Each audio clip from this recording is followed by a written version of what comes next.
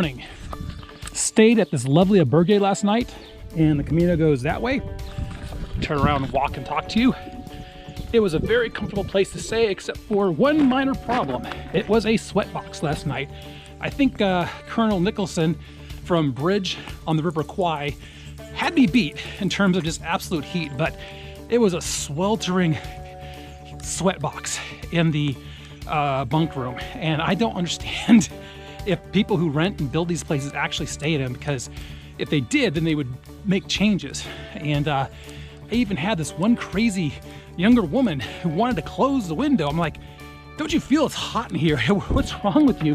And every time last night and this morning I went to go use the restroom, literally you could feel like a 10-degree drop in temperature between the bunkhouse and where the bathrooms were. And then this morning I'm sitting there having breakfast and I'm sweating. I'm like, okay, given the fever I had yesterday, I was like, am I still feverish? As soon as I walk out here in the morning, down this lovely road, walk outside, it is nice and cool. So I'm gonna say that I am right now, right around 75% in terms of energy level and everything else.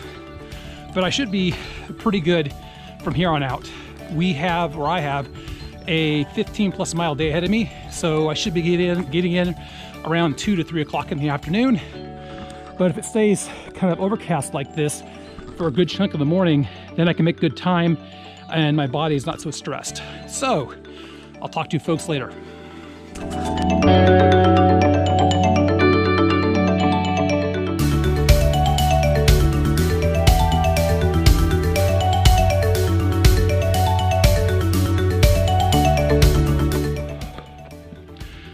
Short little video here. This is what I'm experiencing right now, and showing you everything. And it's this exposed rock. So we're up here in this kind of rocky, craggy area. You can see where somebody built some fences to keep something in or something out. This low scrub brush, scrubby trees, and it reminds me of maybe hiking in the Sierra Nevadas, kind of like where you have exposed rock and stuff, but this is more farm or ranching territory, and I'm not finding it very captivating to the eyes. It's a different type of landscape. I never expected to see this, but the Camino always provides something new and exciting, hopefully, to see each day, and this definitely is a surprise. Talk to you later.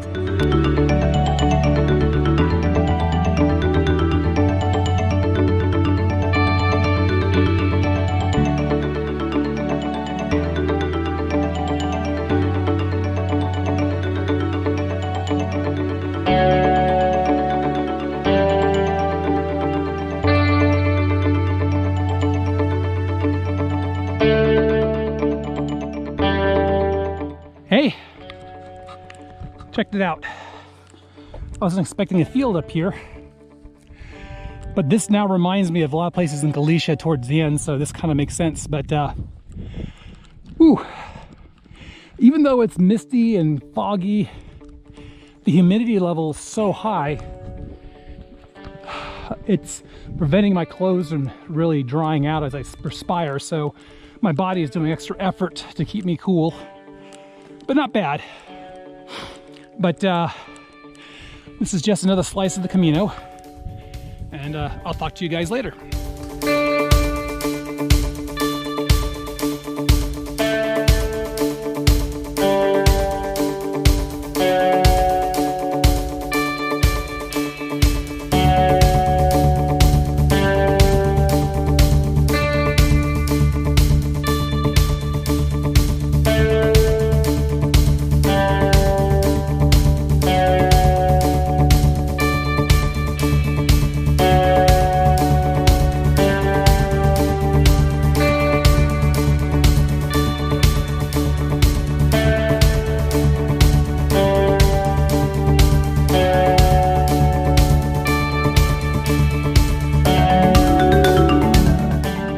Hi there.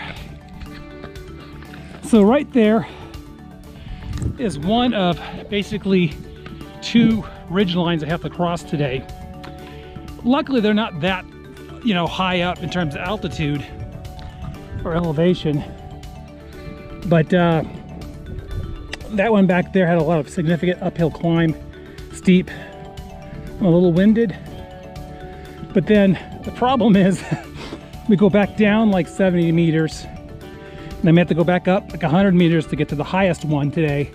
And then it's down, a little bit of up and down, down, down. So I'm just kind of anxious now to get this day over with. I'm gonna keep walking until I find a cafe to eat at. Or when I finally hit the 10-mile mark, then I'll definitely look for some place just to push pause on the tracker, get some serious fluids in me, eat a little food, and then press on. So with that, talk to you folks later.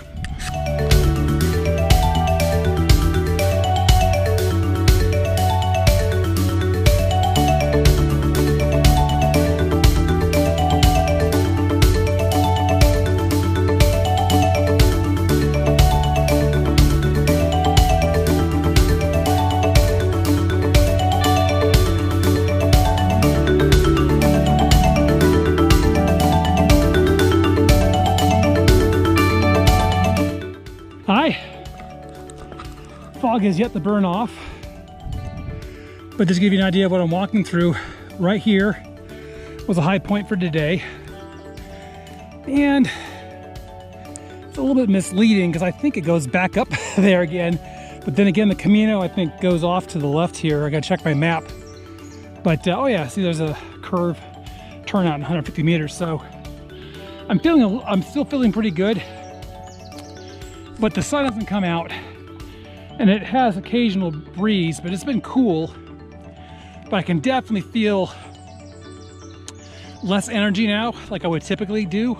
But then I've been walking for almost 10 miles straight, so that's also part of the equation. So what I'm waiting for, hopefully, is some sort of cafe or a rest stop or something like that, or an albergue. Even if it's closed, I can sit down and have a break. So I'll catch you guys later.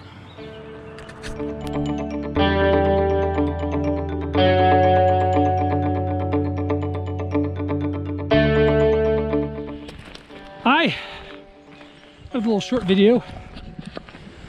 I'm on the downhill slope for today, but if the fog cleared out, I think you should see more hillside and more farms this way. And that's somebody I passed a little bit earlier. But it's been a good day. Now that I've got the hard part done, I think my body can have a rest.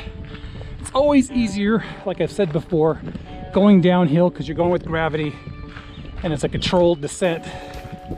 You're not putting effort besides putting one foot in front of the other to move yourself. So, talk to you later.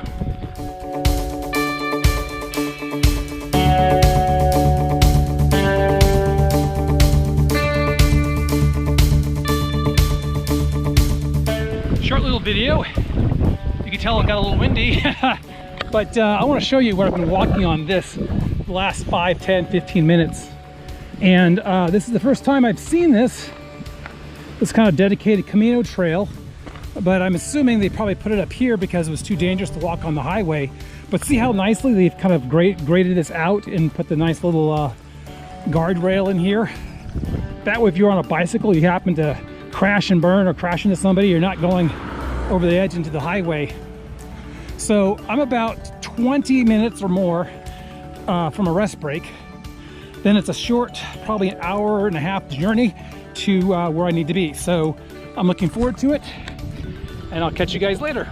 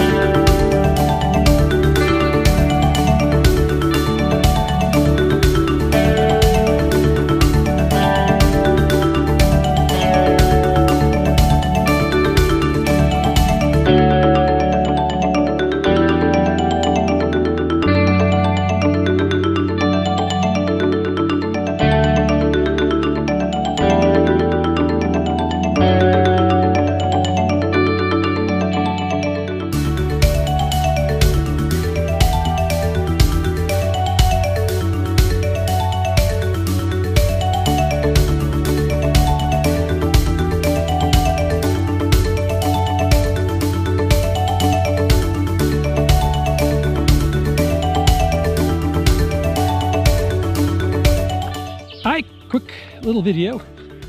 I've passed plenty of these on my trip, but never so many in one clumping.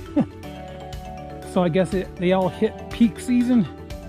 I think they're a form of a bellflower, I guess. Somebody else can tell me better. Do some research before I make the video. But aren't these beautiful? Like I said, I've seen these for most of my trip. And you can see like here how they kind of blossom up and bloom to the very top. And they get to be quite tall. So that is another slice of the Camino.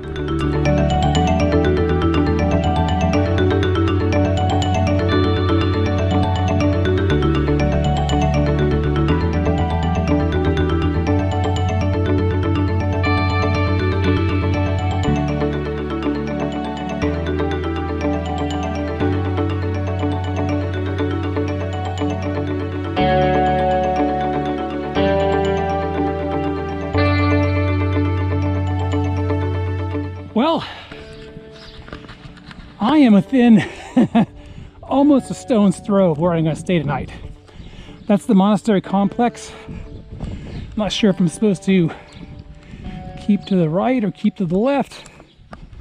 I think it's keep to the right. But that's where I'm staying tonight. So I'm very, very close. I'd say within 10 minutes I'd be there. So I'll talk to you later.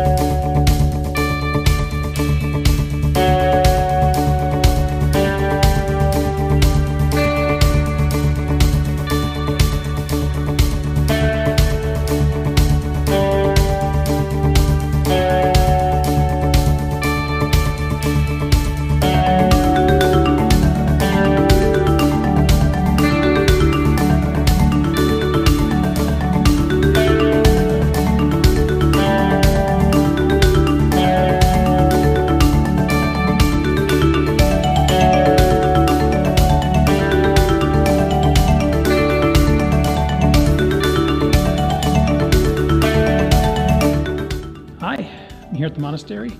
This is one of the cloisters here. I came in over here originally, well actually the door over there originally. Came through, there's some kitchens over there. This is dormitory rooms basically. I'm in the dormitory room over there.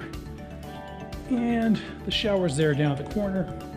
But this is the other part of the monastery complex as we're gonna explore and walk into.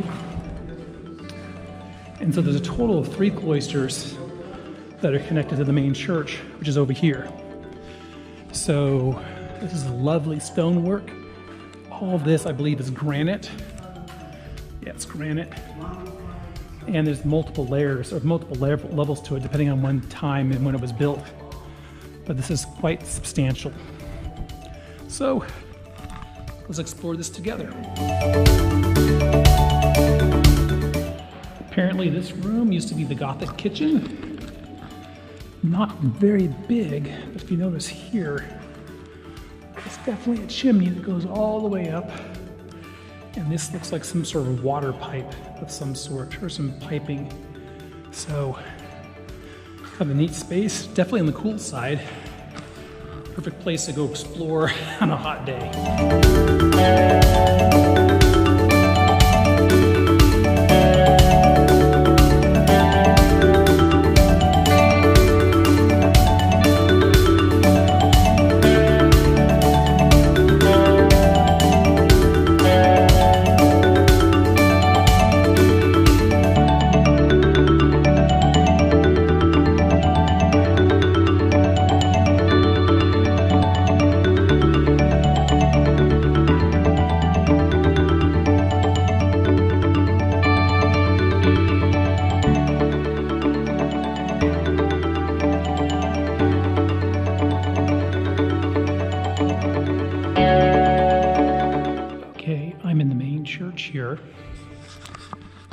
It's beautiful, all this granite carved stone.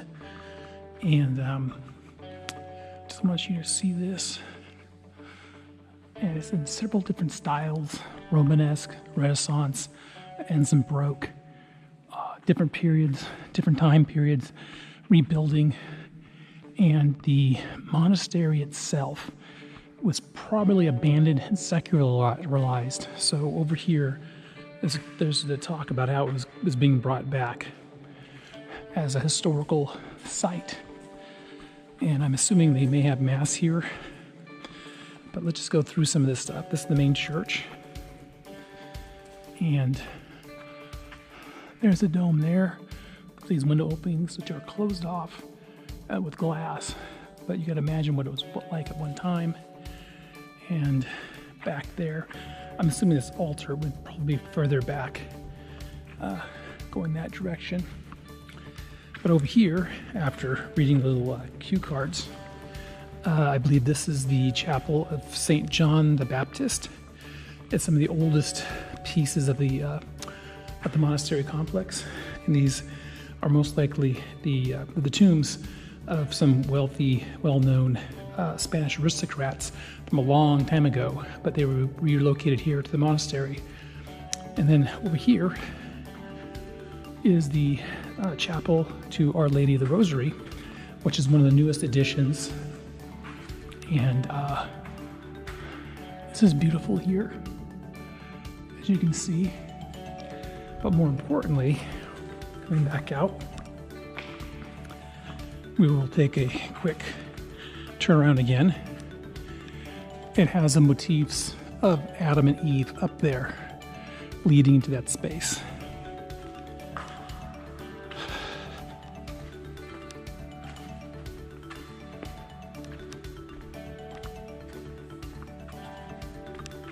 Now coming down here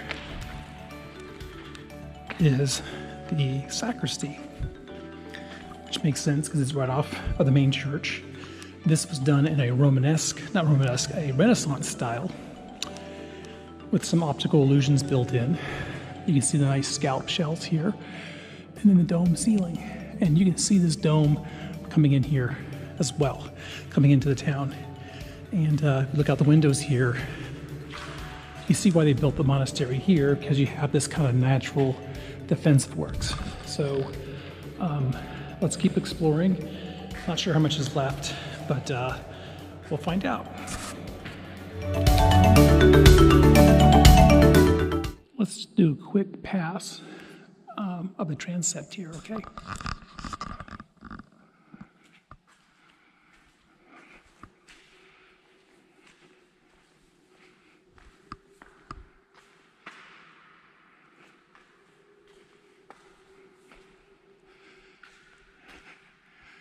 Like I said, the main altar should have been back there at one time, I believe, with the altarpiece with the stained glass windows. Stained glass window, this would have been a beautiful space. And find a little shot of this. So this is a really, really, really neat space. I can imagine having a whole community of brothers here celebrating liturgical celebrations, having people from the village come up to join them. And it's now just not a museum per se, but they restored all this from ruins and pulling the stone out of the courtyards and everything else and putting stone or making new stones where old stones are gone.